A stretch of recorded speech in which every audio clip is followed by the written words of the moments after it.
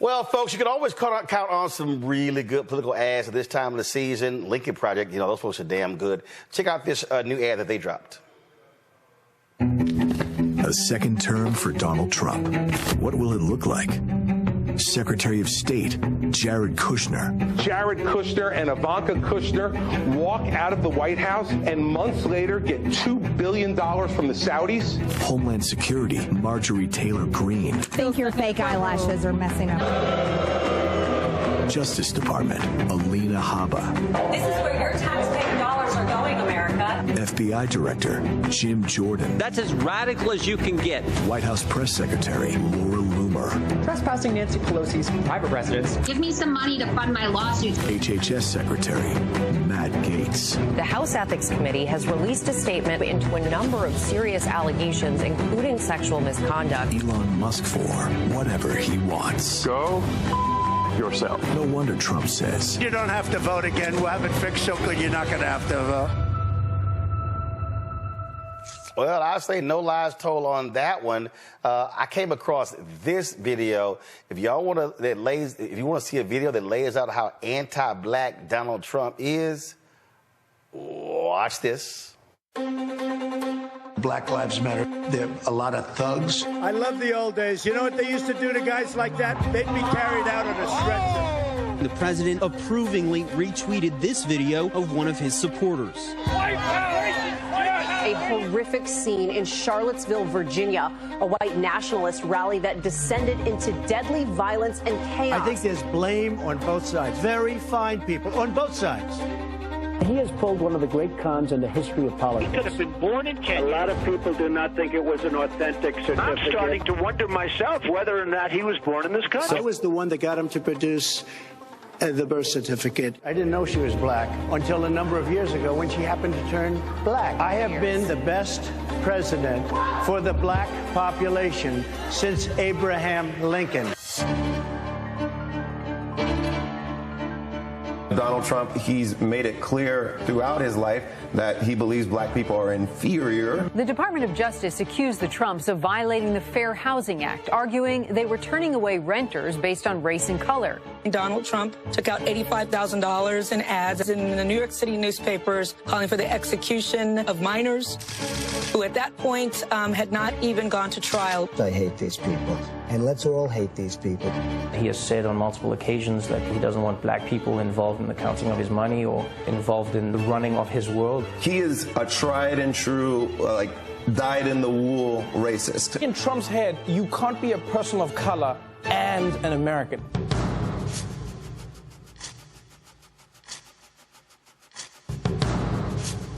I would do stop and frisk. A violent confrontation on a New York City street that ends with one man, a black man, dead. He just took me out the car, searched the car, asked where are the guns, where are the weapons and the drugs. This is my license. I'm a pharmacist, right? But I get stopped all the fucking time. And because of that, I have to show this. Stop and frisk. Very simple. You stop them and you frisk them. President Trump plans to sign an executive order that will reverse an Obama-era policy which currently restricts local police from getting military-style guns and equipment. Hands up, don't shoot! Hands up! Go!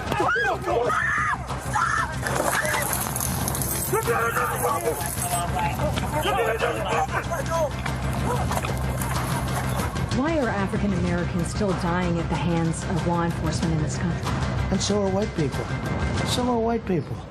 What a terrible question to ask.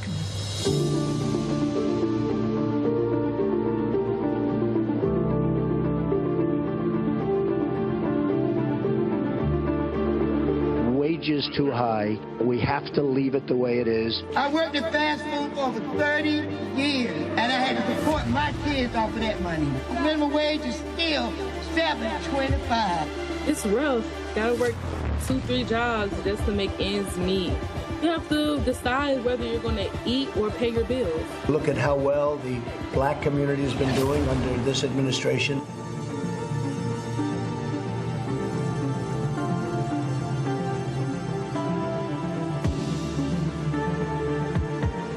Efforts efforts to save small business from the impacts of the pandemic have largely missed black-owned companies. When I applied for the PPP, we didn't get any help. The big companies, they didn't have to wait. They got their money. They started spending it immediately. People like me were still waiting. Great for small businesses, great for the workers.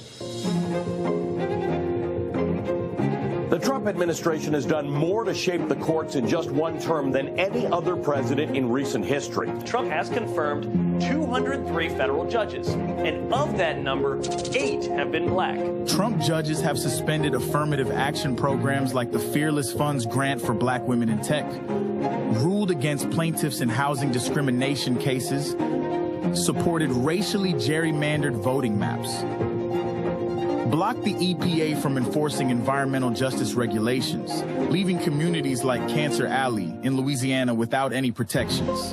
Cancer Alley, the stakeholders are 92% black. It's black people who are suffering the brunt of all the ill effects of this petrochemical industry. We don't benefit anything from it. We are the sacrifice zone.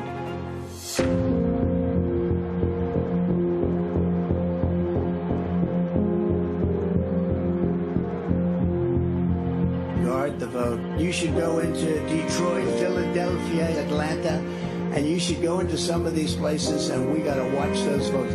Donald Trump said there was rampant fraud. He didn't say it was happening everywhere. He said it's happening in Detroit, Philadelphia, Milwaukee, Fulton County, Georgia, Maricopa County, Arizona, Harris County, Texas, large urban centers with large populations of color. The thing that rhetoric is being used to justify are racially discriminatory voting policies, policies that make it harder for voters of color to vote.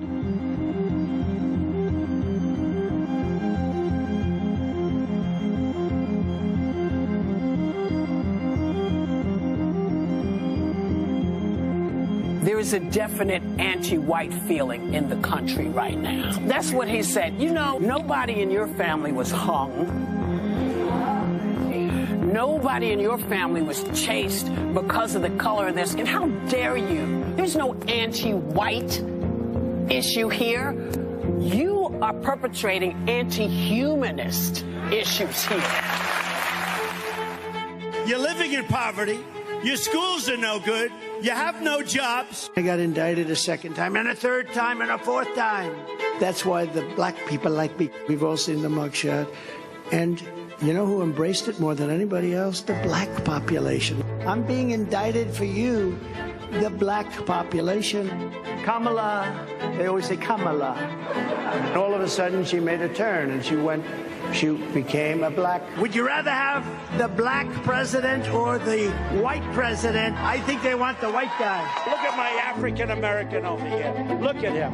Racism. The least racist. I am the least racist person there is anywhere in the world. My favorite color is black.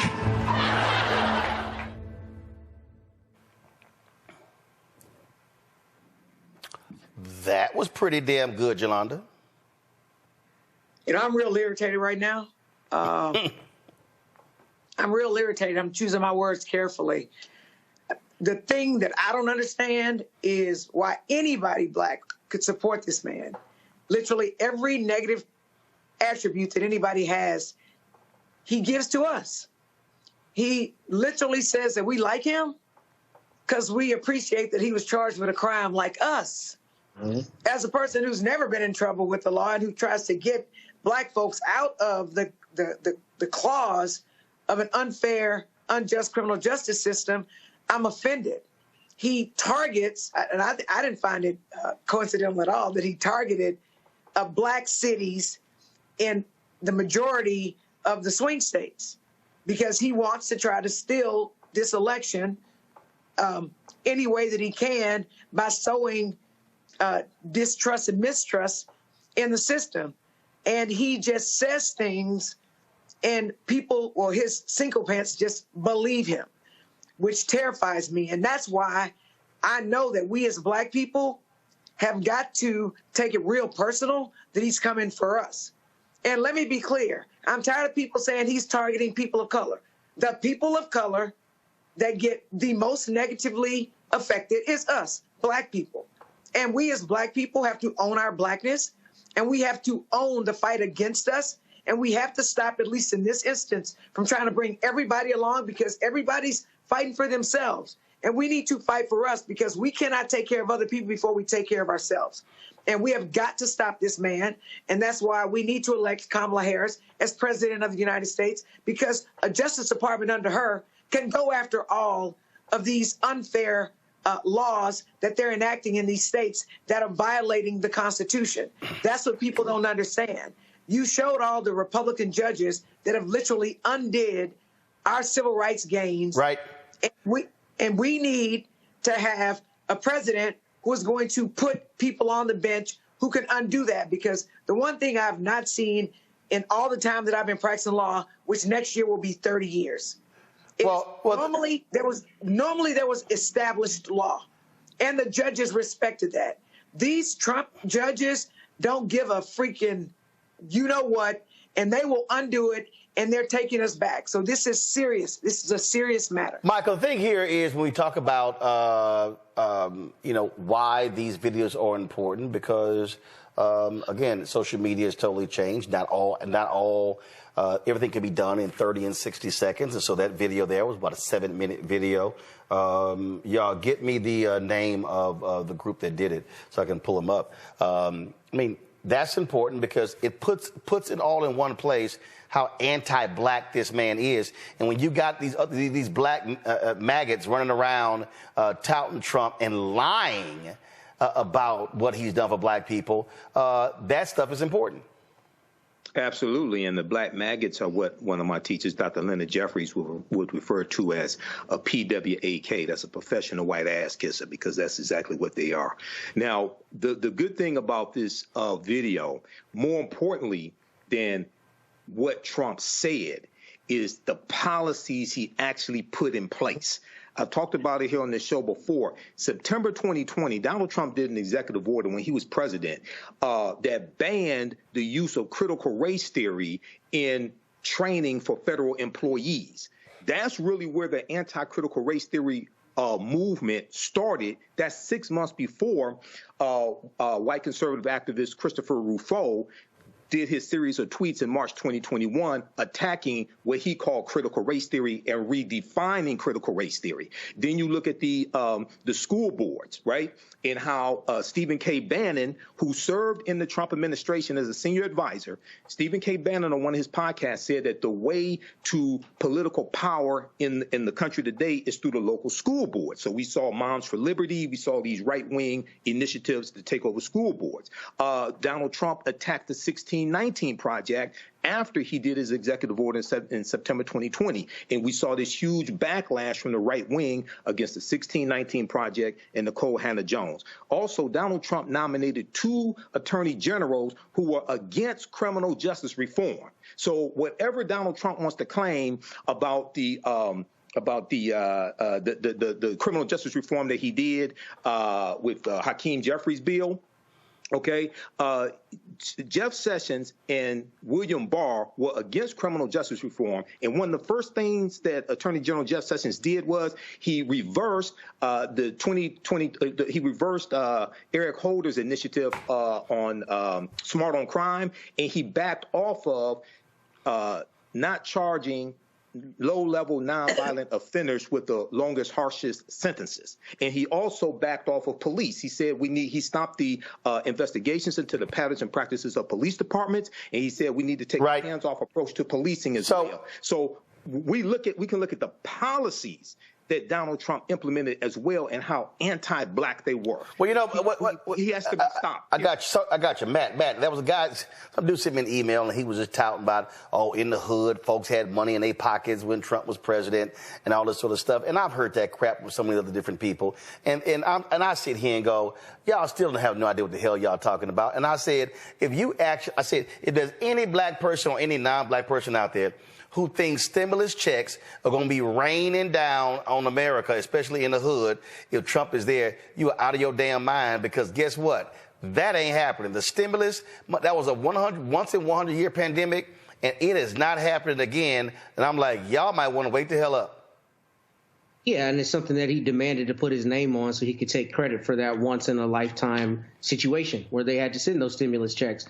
But look, here's the reality. I think Jolanda hit the nail on the head. He uses us as the vehicle to get all of his hate out and talking about any negative attribute. I mean, that's what I think is so powerful about that video. The fact that you see all those things strung together. So anybody who's trying to defend Mr. Trump and his virulent racism against black people cannot get out of the fact that they're not one-offs. And this started back when the exonerated 5 were coming up for trial. I mean, if you take out a full-page ad in the New York Times calling for the death penalty of teenagers, I mean, you're per se hateful. And that has persisted throughout his life and in his service or alleged service to the country. So it's obvious that, you know, he hates black people, and that's very clear in so many things that he says and that he does. And just the idea that we have allowed a lot of this to be normalized from him and we continue talking about it rather than just calling him out and saying you are a straight up racist as we have is so problematic to me in the way that it's just become such a part of what we allow in politics in a way that it would not have been allowed even 15, 20 years ago for somebody to say the incendiary things that he said. As a matter of fact, if you saw in that video, he said he doesn't want his money counted by a black person. He wants his money counted by a short person who wears yarmulkes. You know what that means? That's a comment to Jewish people, right? And that's the kind of thing you say when you do not have any regard for other people's humanity. And moreover, you are used to just going around saying whatever you want, no matter how hateful. And it's extraordinary to me that we are continuing to talk about the prospect of a second presidency from a known buffoon, a hateful buffoon at that. The fact that there is a large contingent of this country who is considering voting for him is not only scary to put him back in office, but it's scary because there are people walking around espousing the exact ideology that he does who don't say it as loud and with their chest like he does. And that is what makes this so dangerous. Right. We've seen that in this country. He has fomented a lot of that latent, you know, anti-black, anti-anything other than white sentiment that people have had, and he's brought it to the forefront, and that's why a lot of people have supported him, because he's so openly racist, and he gives them license to be the same. So the other day, former Congresswoman Liz Cheney announced she was going to be, of course, endorsing Vice President Kamala Harris. Now her daddy is doing the same. Yeah, hardcore Republican conservative Dick Cheney issued this statement. He said, in our nation's 248-year history, there's never been an individual who is a greater threat to our republic than Donald Trump. He tried to steal the last election using lies and violence to keep himself in power after the voters had rejected him. He can never be trusted with power again. As citizens, we each have a duty to put country above partisanship to defend our Constitution. That is why I will be casting my vote for Vice President Kamala Harris. Now, keep in mind, when his daughter was running for re-election, Donald Trump was hardcore against her. And Dick Cheney dropped this ad, which is very similar to what we just read. Watch this. In our nation's 246-year history, there has never been an individual who is a greater threat to our republic than Donald Trump. He tried to steal the last election using lies and violence to keep himself in power after the voters had rejected him. He is a coward. A real man wouldn't lie to his supporters. He lost his election, and he lost big. I know it, he knows it, and deep down, I think most Republicans know it. Lynn and I are so proud of Liz for standing up for the truth, doing what's right, honoring her oath to the Constitution, when so many in our party are too scared to do so. Liz is fearless. She never backs down from a fight. There is nothing more important she will ever do than lead the effort to make sure Donald Trump is never again near the Oval Office. And she will succeed. I am Dick Cheney. I proudly voted for my daughter. I hope you will too. I'm Liz Cheney, and I approve this message. Now, that ad dropped there. And listen, this has been one of my biggest criticisms with a lot of these Republicans. They don't care about morals, values, principles, or ethics. Michael, they care about power. I was playing golf the other day. White guy, maybe in the 50s and 60s. politics came up. He said, well, you're not likely on different sides. First of all, I don't know how in the hell, I guess he just assumed I was voting for Vice President Kamala Harris. But, okay, guess what? I damn sure am. Then he goes, well, yeah, Trump, he goes, I'm voting for the policies, not the man. The man is just horrible. And I'm looking at him going, I said, yeah, he is horrible. He is very despicable. But that's what they do. And so you see right there with Dick Cheney. Again, this man's nickname was Darth Vader by the left. This man, hardcore Republican, and he understands you cannot let that man anywhere near the Oval Office. But these Republicans, they don't care. They want to be in power. And this is why I keep telling people we can't play games. We can't assume. We got to sit here and understand. You got to run through the tape and completely eviscerate this man and the MAGAs that support him at the ballot box. Absolutely. And two quick points. Number one, the guy that you were talking about, when somebody says they support his policies, not the man, my question to them would be, well, what's the policy? What policies do you support?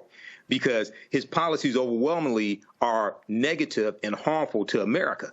And if he thinks that Trump's policies will be good for the economy, his tariffs are going to cause a recession. Okay, and there's been analysis on that from Moody's as well as Penn Wharton. But also today, a group of 88 high-profile current and former business executives issued a joint letter endorsing Vice President Kamala Harris, and they're saying that her policies will be better for the economy.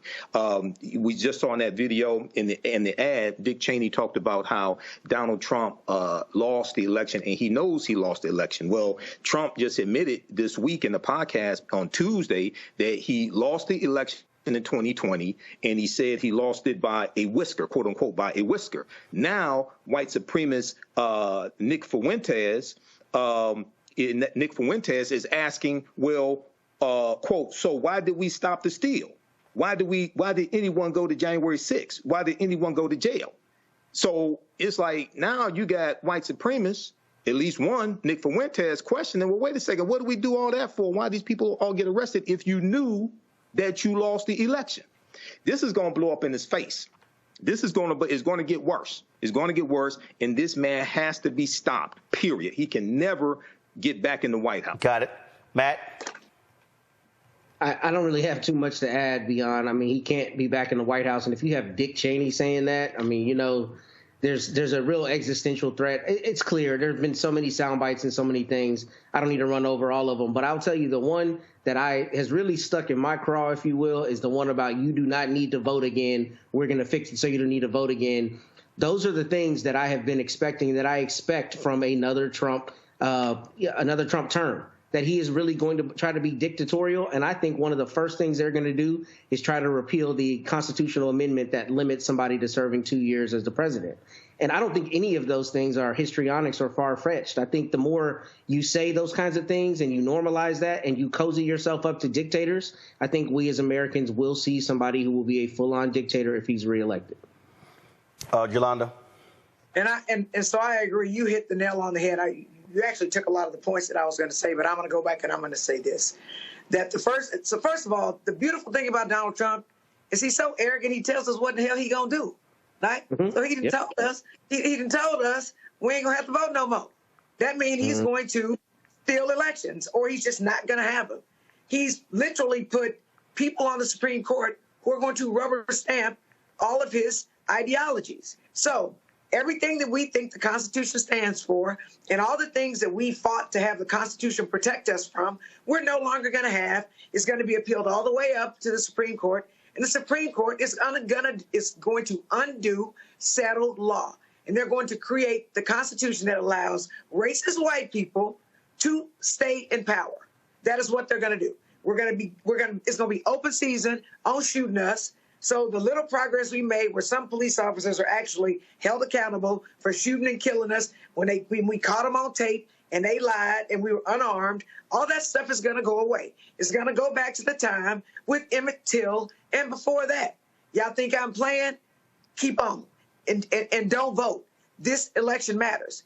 We're not going to have access to housing. They're going to be redlining crazily.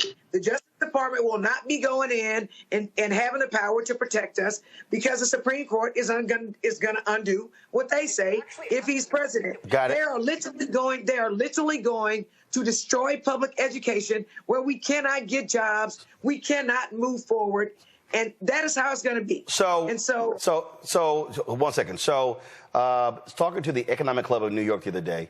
Y'all, if y'all want to see how stupid this man is, just watch this here. The question dealt with the issue of child care. Roll it. If you win in November, can you commit to prioritizing legislation to make child care affordable?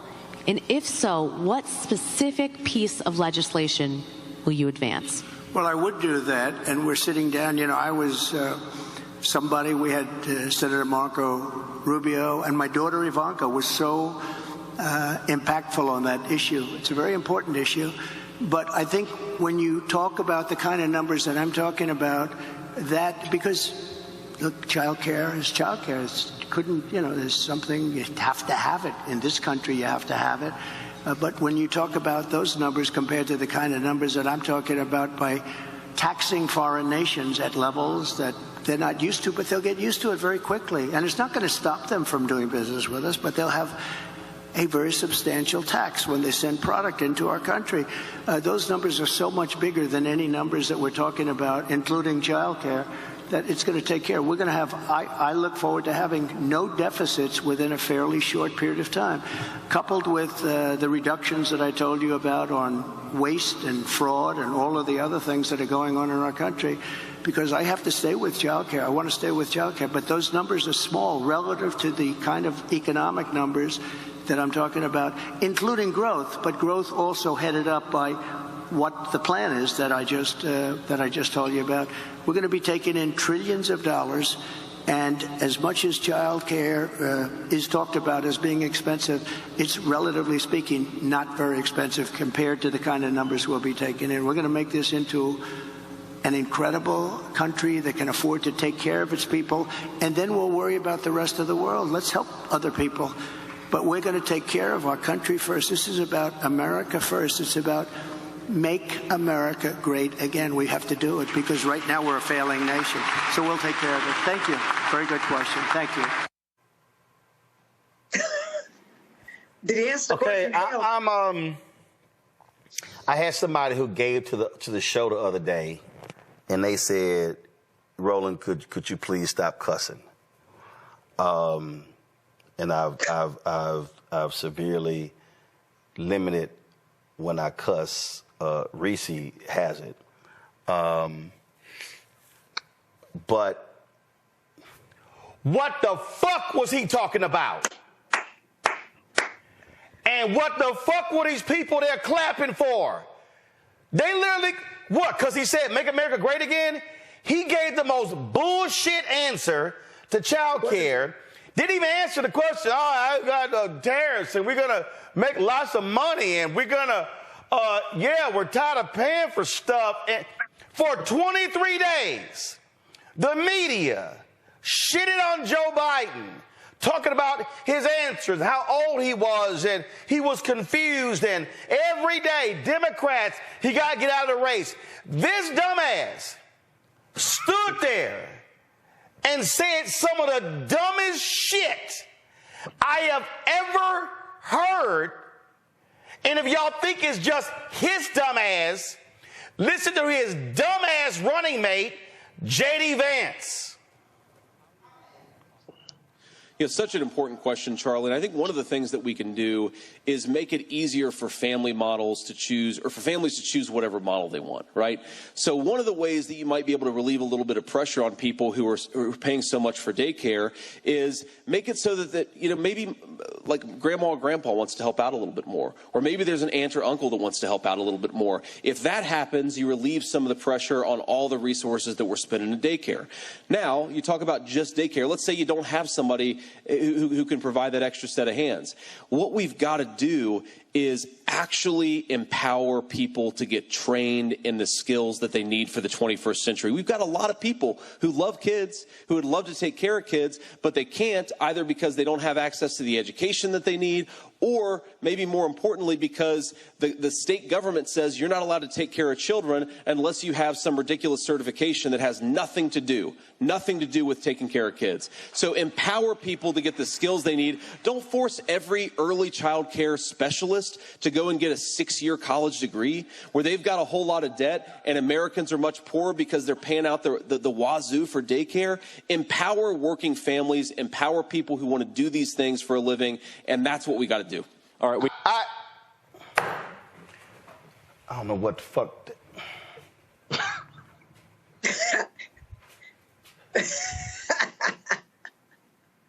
I hope all y'all who think about voting for these dumbasses just heard two of the dumbest responses ever. Well, maybe grandmama and granddad, maybe they.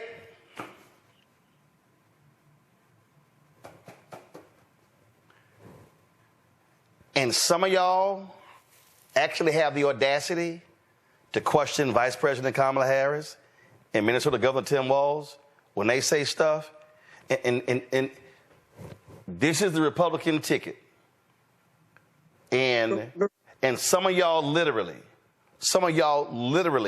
think these two absolute ignorant dumbasses are worthy of being in the White House.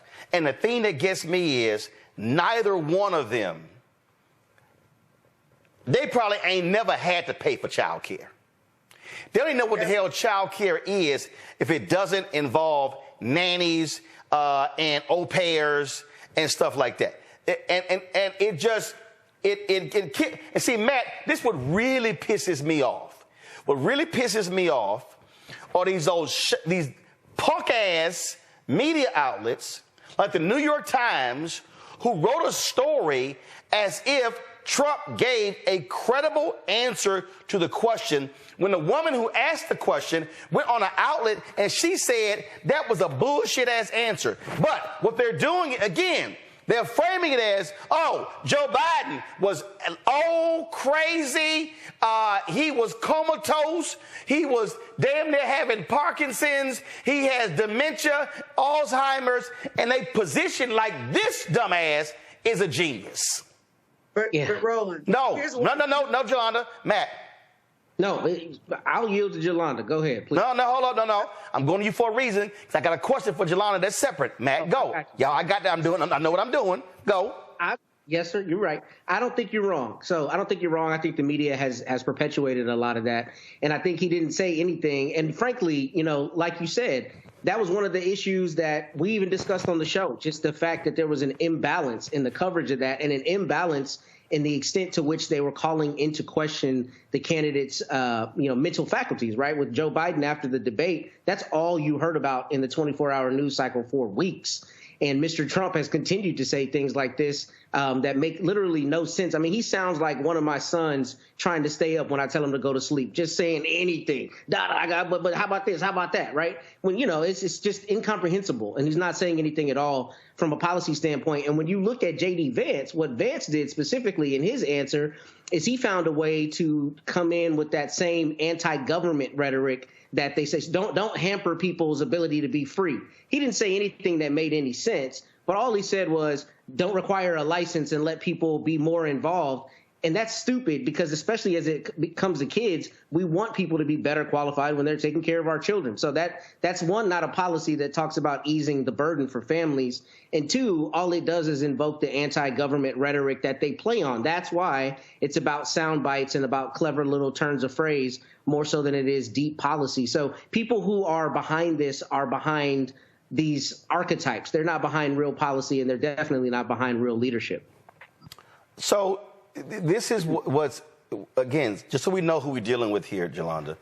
2017, Wall Street Journal does an article, they're interviewing this fool. And so Donald Trump was describing an on-site daycare at one of his companies. Go to my iPad. So, it's not expensive for a company to do it. You need one person or two people, and you need some blocks, and you need some swings and some toys. It's not an expensive thing, and I do it all over. And I get great people because of it, because it's a problem with a lot of other companies. Then he points to these other, they call them Trump kids. Another one calls it Trumpeteers, if you can believe it. I have them. I actually have them because I have a lot of different businesses. He went on to describe a room that's a quarter of the size of this, and they have all sorts of, it's beautiful. They have a lot of children there. We take care of them. And the parent, when they leave the job, usually in my case, it's clubs or hotels. When they leave the job, they pick up their child, and their child is totally safe. They come in during the day, during lunch, to see their child. It really works out well. Yolanda, they didn't exist. Right. They literally, these daycares, literally, he's describing a fictitious daycare. He flat out lied. And you know what these folks did? They let him go ahead and say it. But so my mother always said, why are you surprised when white folks white? Right? Why are you surprised when white media perpetuates white negative stereotypes of us and white lunacy? Which is why you and what you do is so important, because we can check them. And we all know there are always black people that think white folks' ice is colder.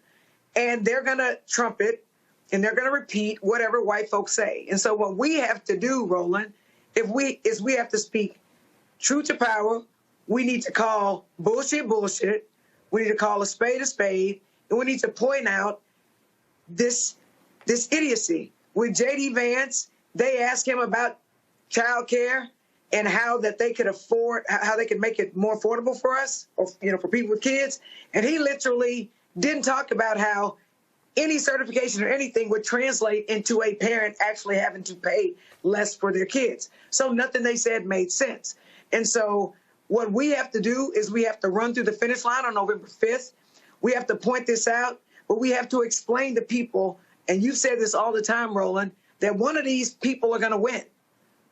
I'm going to say it again. One of them is going to win, so we can't stay home, and we've got to point out how racist and how anti-black he is. And I think for black people, we've got to talk about how anti-black he is, because there will be some people who will resonate with that.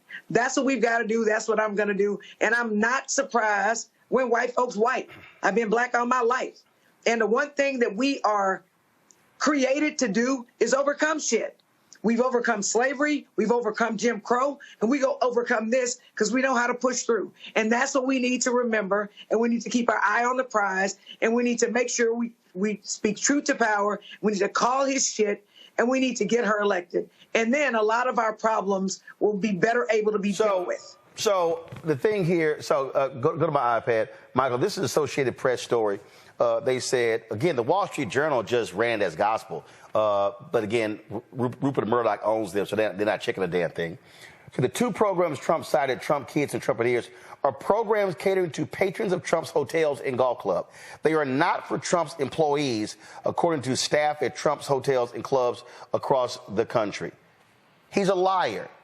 Housekeeper at Trump International Las Vegas. No, there's no child care. He's a liar. He's a flat-out liar. Something happened to Michael's signal, but that's what it is. Folks, that's what we're dealing with. We're dealing with a massive liar.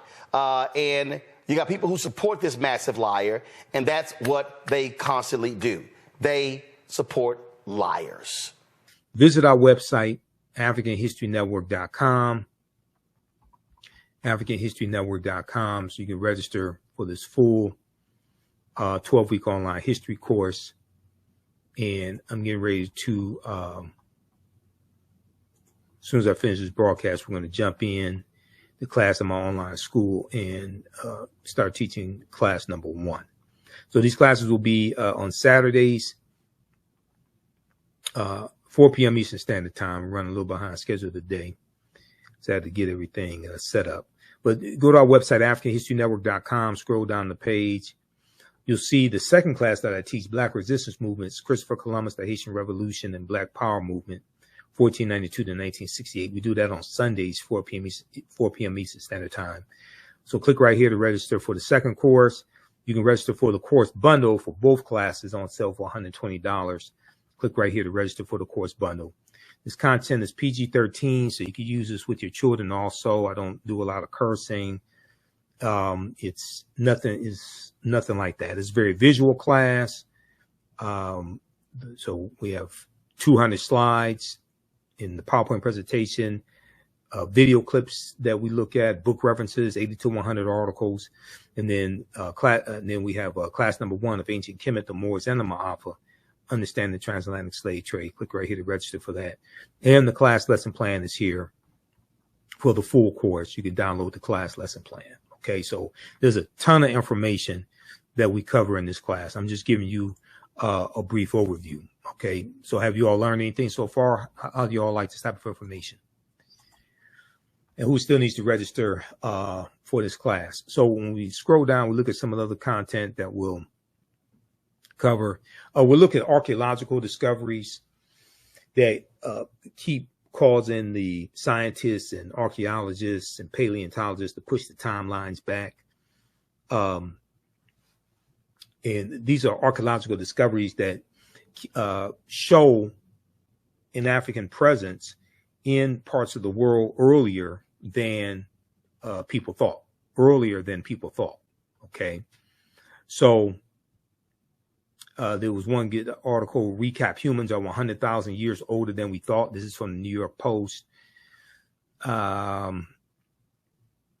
We'll look at the lost city. There were 2 lost cities of Egypt. One, dazzling Aten, which was discovered a few years ago, but then also Tanis Heraklion, which was discovered about 2013.